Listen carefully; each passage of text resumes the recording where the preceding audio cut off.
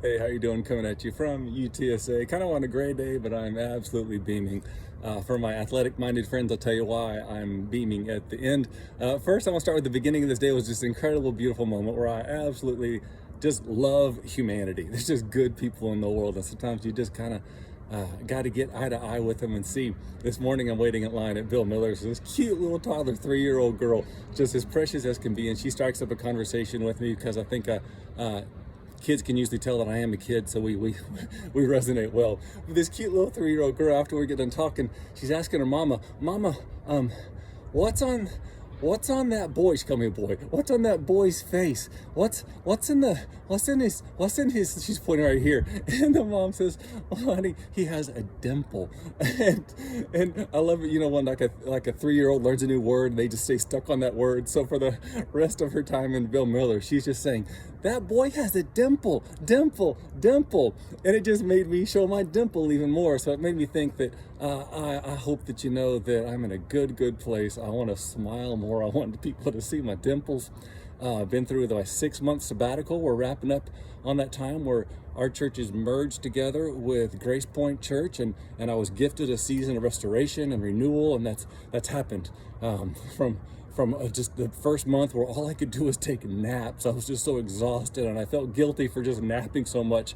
But then I was just reminded, and I think the Holy Spirit told me, hey, rest, be still. And so trying to be obedient to that as someone addicted to progress and movement and a little bit of ADHD, it felt good to rest, and I've been rested and then getting renewed and getting forward to what's next. Some of you guys are asking what's next. So big moment happened yesterday. I boxed up everything in my Northeast Baptist Church office. It's no longer known as Northeast Baptist Church, but it's Grace Point Northeast, realizing that most of my work is going to be around the city and located at the Grace Point Medical Center campus.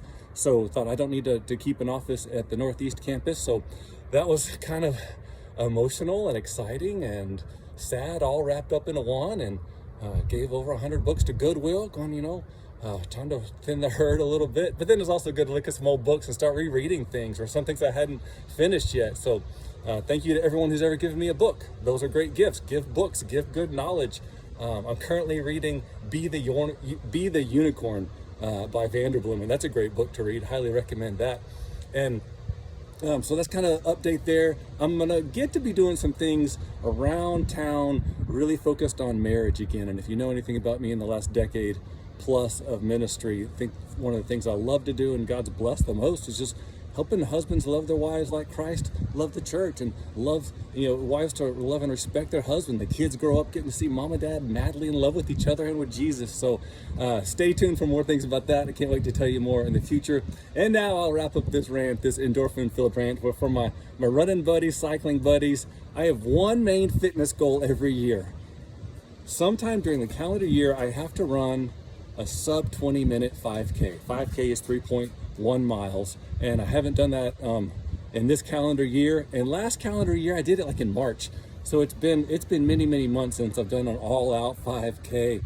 And so to do it solo, so I did it here around UTSA, knocked it out in like 1953. So woohoo! Primarily on bike fitness and a couple of good runs. So thank you to all my biking buddies who keep me in shape. Hope that you have some good goals and you meet those goals, and Merry Christmas.